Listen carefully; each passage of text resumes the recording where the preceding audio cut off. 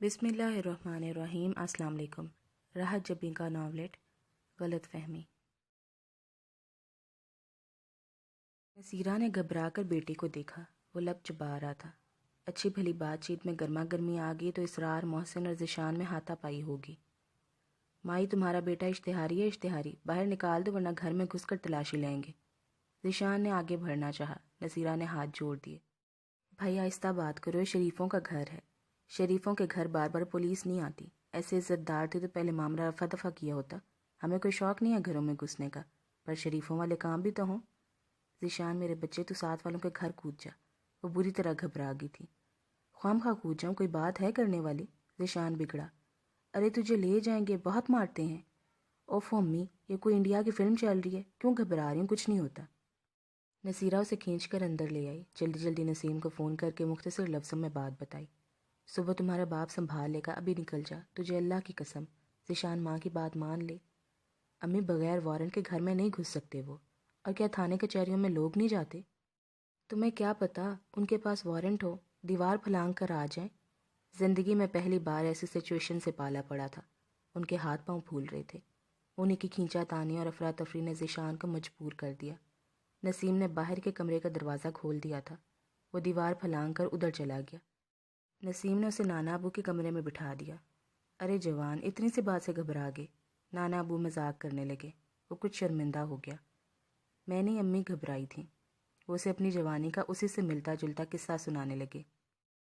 نسیم چائے لے آئی۔ ذیشان 2-3 گھنٹے بیٹھا اور جب نصیرہ کی تسلی ہو گئی کہ پولیس واپس چلی گئی ہے تو اسے بلوا لیا۔ وہ دیوار ہی کے رستے واپس چلا آیا۔ پورا چاند بقائن کی شاخوں کے عین اوپر جگمگا رہا تھا۔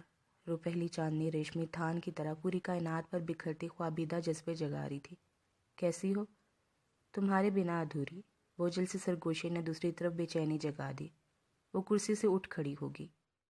چاند عین اس کی نظروں کے سامنے تھا اور دور بیٹھا نبیل اس سے اپنی بےتابی بیان کر رہا تھا۔ وہ ہمیشہ اسی وقت فون کرتا تھا جب سارا گھر سو چکا ہوتا۔ اسی مقصد کے لیے اسے موبائل فون تحفتاً دیا گیا تھا۔ عفیفہ نے بس ارم کے سونے کا انتظار کیا، پھر موبائل لے کر چپکے سے اوپر چلی آئی۔ بس اب کچھ ہی دن ہیں، جدائیوں کا کٹن سفر تمام ہونے کو ہے۔ اب کے واپس آؤں گا تو تم میرے ساتھ ہوگی۔ ہمیشہ تم یوں ہی کہتے ہو۔ کچھ مجبوریاں تھی۔ نبیل کی کال بہت طویل ہوتی، اسے سنتے سنتے نیند آنے لگتی۔ اب بھی گھنٹہ چٹکیوں میں گزر گیا۔ کسی گھر کی بیل چیخی، کہیں کوئی گاڑی آ کر رکی۔ وہ دونوں اپنی دنیا میں گم تھے۔ ساتھ والے ٹائرز کا بلب روشن ہوا۔ عفیفہ ٹہلتے ہوئے چھوٹی دیوار کے پاس آئی۔ اب بس کرو نبیل، صبح اٹھنا بھی ہے۔ وقت کافی ہو گیا تھا۔ آخر عفیفہ کو ہی ٹوکنا پڑا۔ میری نیندیں اڑا کر خود سونے جا رہی ہو؟ وہ چلا اٹھا۔ کوئی اٹھ گیا تو کیا سوچے گا، آدھی رات ہونے کو آئی ہے۔ یکدم کوئی سایہ سے نمودار ہوا اور ساتھ والوں کے گھر کود گیا۔ اوپر موجود واحد کمرے کا دروازہ کھلا۔ وہ تیزی سے اندر گھس گیا۔ چند لمحوں کا کھیل تھا، مگر بلب روشن ہونے کی بنا پر وہ ذیشان کو پہچان چکی تھی۔ دروازہ کھول کر اندر گھسانے والی کون تھی عفیفہ دیکھ نہ سکی۔ بس اپنی جگہ سن سی کھڑی بند دروازہ دیکھتی رہی۔ یہ چند لمحوں کا کھیل نظروں سے اوجھل ہی رہتا جو وہ دیوار کے پاس نہ کھڑی ہوتی۔ نبیل دوسری طرف پکارتا رہا، مگر وہ گنگ سی کھڑی تھی۔ نبیل سمجھا لائن کٹ کی ہے۔ اس نے رابطہ منقطع کر دیا۔ عفیفہ بمشکل خود کو سنبھالتی نیچے آئی۔ ایسی بے شرمی، ایسی جرت! سن ہوتے ہاتھ پاؤں کے ساتھ اس نے 2 گلاس پانی پیے اور دھڑدھڑاتا دل سنبھالنے لگی۔ اسے سمجھ میں نہ آتا جو اس نے دیکھا وہ سچ تھا یا ایک پل کا مغالطہ۔ وہ سمجھتی تھی کہ ساتھ والے گھر کی لڑکیاں آزاد خیال ہیں، مگر آوارہ مزاج بھی ہیں، یہ معلوم نہ تھا۔ اور اب آدھی رات کو اس کمرے میں کیا ہو رہا ہوگا؟ اسے سوچ کر جھرجھری سی آ گئی۔ سب سو رہے تھے مگر اندر تو خود بدھ ہو رہی تھی۔ بس نہ چلتا تھا کہ کس کو اٹھا کر یہ خبر سنائے، مگر اسے صبح تک انتظار کرنا ہی پڑا اور صبح ہوتے اس نے یہ خبر امی کو سنا دی تھی۔ کیا کہہ رہی ہو؟ وہ ہکا بکا رہ گئی۔ سچ کہتی ہوں امی، میں نے اپنی آنکھوں سے دیکھا ہے، عفیفہ نے زور دے کر کہا۔ تمہیں مغالطہ ہوا ہے، ایسا کیسے ہو سکتا ہے؟ حد ہوگی، بلب روشن تھا، صاف نظر آ رہا تھا۔ ذیشان اپنے گھر کی دیوار پھلانگ کر ان کی طرف آیا اور کسی نے دروازہ کھول کر اندر گھسا لیا۔ تم وہاں کیا کر رہی تھی؟ نبیل کا فون تھا، نیچے سگنل نہیں آ رہے تھے تو اوپر جا کر سننے لگی۔ یہ تو عجیب ہی بات ہے اماں، آپ نے سنا؟ وہ ساس کی طرف لپکی۔ رد عمل حسب توقع تھا، پہلے حیرانی، پھر وہ اپنے گال پیٹنے لگیں۔ ایسی بے شرمی؟ امی میں کہے دیتی ہوں، اب اس گھر سے کوئی تعلق نہیں رکھنا، عفیفہ نے صاف کہا۔ ہاں ہاں، ہمارا تو اپنا بچیوں والا گھر ہے، دادی نے ہاں میں ہاں ملائی۔ بچیوں والا نہیں، لڑکوں والا، عفیفہ نے دانت پیس کر کہا۔ ہاں بالکل، دونوں نے اس کی بات سمجھ کر اس بات میں سر ہلایا۔ دیکھنے میں کیسی رکھ رکھاؤ اور سبھاؤ والی لگتی ہے، اور لڑکیوں کی ایسی تربیت، توبہ توبہ، دادی نے افسوس سے کہا۔ تبھی تو کہہ رہی تھی، مجھے کوئی فکر نہیں، جس نے پیدا کی ہیں وہی سبب بنائے گا۔ فکر کی ضرورت کیا ہے آخر، سبب تو لڑکیاں خود بنا رہی ہیں۔ اسی لیے تو کہتی ہوں یہ یونیورسٹی کالج جانے والی لڑکیاں اسی طرح آزاد خیال ہوتی ہیں، پڑھنے تھوڑی جاتی ہیں، شوہر ڈھونڈنے نکلتی ہیں۔ عفیفہ کو دادی کی اس رائے سے لاکھ اختلافات سہیں، لیکن وہ بغیر کچھ کہے کچن میں آ کر انڈے پھینٹنے لگی۔ ذہن ابھی تک رات کے اسی لمحے میں اٹکا تھا۔ اگلے چند دنوں میں دونوں گھروں کے تعلقات اگر کچھ بھنے بھی تھے تو ختم ہو گئے۔ ان کی طرف سے گرم جوشی نہ دکھائی دی تو وہ لوگ بھی کھنچ گئے۔ البتہ محلے کے باقی گھروں کے ساتھ نسیم کے تعلقات بہت اچھے تھے۔ اس دن دادی باہر سبزی والے سے سبزی خرید رہی تھی، جبکہ وہ صفائی ستھرائی کے بعد قدرے فرحت سے بقائن کے نیچے بچھی چارپائی پر بیٹھی اپنے چہرے کا جائزہ لے رہی تھی، کیونکہ خالہ اس کی شادی کی تاریخ طے کرنے آ رہی تھی۔ چند دنوں تک نبیل واپس آ رہا تھا۔ آپی، اوپر سے ختیجہ نے ٹیرس سے جھانک کر پکارا۔ عفیفہ نے آئینے سے نظریں ہٹا کر اسے دیکھا، نگاہوں میں ناگواری سی تھی۔ آپ کے پاس شفون کا شاکنگ پرنٹ دوپٹہ ہے؟ عائشہ آپی کے کالج میں فنکشن ہے، ان کے سوٹ کا دوپٹہ نہیں ہے۔ اس نے ختیجہ کی بات ختم ہونے سے قبل انکار کر دیا، پھر اٹھ کر اندر آ گئی۔ کوئی پرائیویسی ہی نہیں رہی۔ اندر دادی سبزی کے ساتھ کسی خاتون کو لے کر آ رہی تھی اور امی والہانہ انداز میں انہیں لپٹائی کہہ رہی تھی، ارے سغرا، تم یہاں کہاں؟ مجھے پتا تو تھا کہ تم لوگ اسی کالونی میں رہتے ہو، مگر مکمل پتہ نہیں معلوم تھا۔ وہ قدرے فربہی مائل گوری چٹی خاتون تھی، لون کا بڑا قیمتی سا سوٹ پہن رکھا تھا۔ عفیفہ بیٹا، شربت بنا، کچھ اچھا سا کھانے کو بلا، تمہاری خالہ ہے۔ دادی نے تعارف میں ایک لمبا چوڑا رشتہ بتایا۔ عفیفہ کو ایسے دور پار کے رشتہ داروں سے کوئی دلچسپی نہ تھی۔ سلام کر کے شربت بنانے لگی۔ کچھ مت لانا، ابھی کھا پی کر نکلی ہوں، انہوں نے شائستگی سے منع کیا۔ لو، میرے گھر پہلی بار آئی ہو، زینب بی بی خفا ہوئی۔ اب تو آنا جانا لگا ہی رہے گا، بیٹے کی شادی کر رہی ہوں، ضرور آنا۔ اچھا، تمہارے تو 3 بیٹے تھے نا؟ ہاں، بڑے دونوں خاندان میں نپٹ گئے، چھوٹے کے لیے باہر سے لا رہی ہوں، اللہ خیر کرے۔ بظاہر تو بڑی نیک اور بادب معلوم ہوتی ہے، وہ ہنس دی۔ اللہ بعد میں بھی ایسا ہی نیک اور سمجھدار رکھے۔ کہاں رشتہ کیا ہے؟ امی نے دلچسپی سے پوچھا۔ یہ تم لوگوں کے پڑوس میں شفٹ ہوئے ہیں، ماجد صاحب، ان کی بڑی لڑکی ہے نا فاطمہ، پڑھی لکھی، سلیقہ شعار، سلائی کڑھائی میں ماہر، کھانا ایسا کہ انگلیاں چاٹتے رہو۔ وہ اپنی ہونے والی بہو کی تعریف میں رتب اللسان تھی، اور باقی دونوں کو سانپ سونگھ گئے تھے۔ کچن میں عفیفہ کے کان کھڑے ہو گئے، جلدی جلدی جگ گلاس ٹرے میں رکھ کر لے آئی۔ دادی اور امی نے ایک دوسرے کو کچھ نہ بتانے کا فیصلہ کیا۔ کیا فائدہ دوسروں کی بیٹی کے راہ کھوٹی کرنے کا؟ خدا پردہ رکھنے والوں کو پسند کرتا ہے، پھر کون جانے کیا ہوا تھا کیا نہیں، مگر عفیفہ کو کون روکتا؟ ارے آنٹی، آپ نے بھائی کا رشتہ یہاں کیا ہے؟ ہاں، تم نے دیکھا تو ہوگا، بہت پیاری ہے۔ تم نے اپنے بیٹوں کے کہیں رشتے طے کیے زینب؟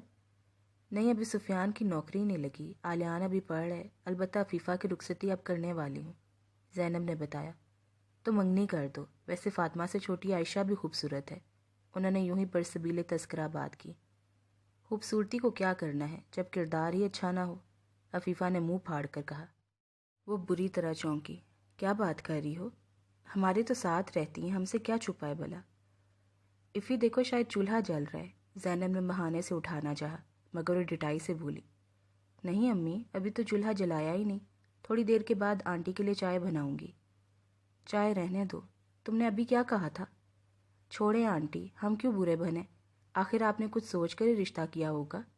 عفیفہ کے جملے پر وہ مزید ٹھٹک گئی، اس کے پیچھے ہی پڑ گئی۔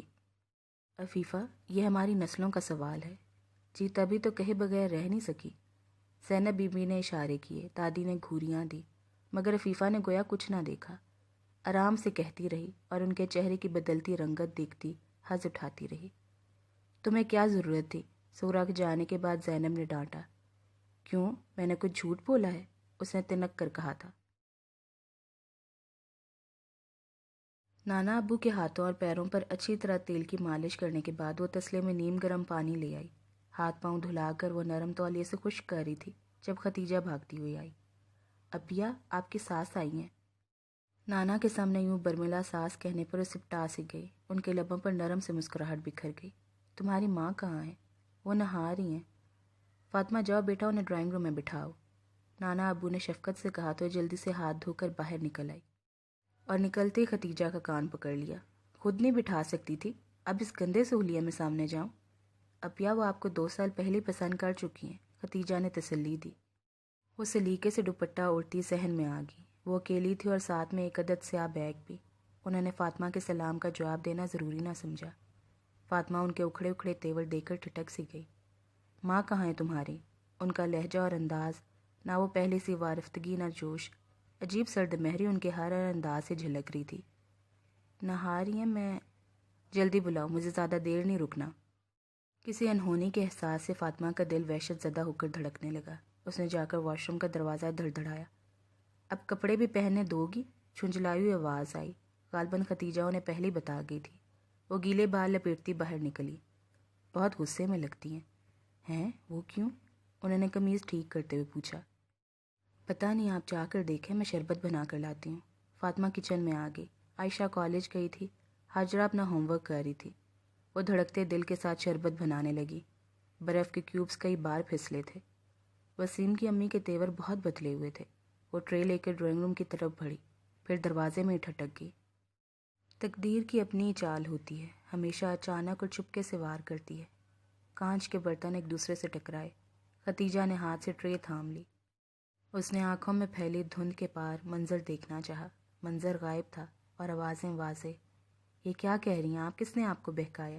یہ بھینچی و خوفزدہ آواز کس کی تھی؟ وہ جانتی تھی۔ میں نے بہو لانی ہے، زمانے کا گند نہیں سمیٹنا۔ نہ زمین پھٹی، نہ آسمان کا کلیجہ شک ہوا۔ بس ایک عفت ماں بیٹی کی نیک نامی کی دھجیاں اس کے اپنے گھر میں اڑائی گئی۔ کون لوگ ہوتے ہیں جو بنا تصدیق دوسروں پر الزام دھر دیتے ہیں؟ وہ بھی اتنا گھناؤنا الزام۔ وہ لڑکھڑاتے قدموں سے پلٹی۔ آنکھوں میں ایسی دبیز دھند تھی کہ نہ ختیجہ کے کانپتے لب دکھائی دیے، نہ نانا ابو کا پیلا پڑتا چہرہ۔ اسے تو راستہ بھی دکھائی نہ دیتا تھا۔ اندھوں کی طرح ٹٹول کر آگے بڑھی۔ پھر نہ جانے کس نے اس کے کانپتے وجود کو سنبھالا۔ اور کون ہوتے ہیں جو بنا تصدیق اس الزام کی صداقت پر ایمان لے آتے ہیں؟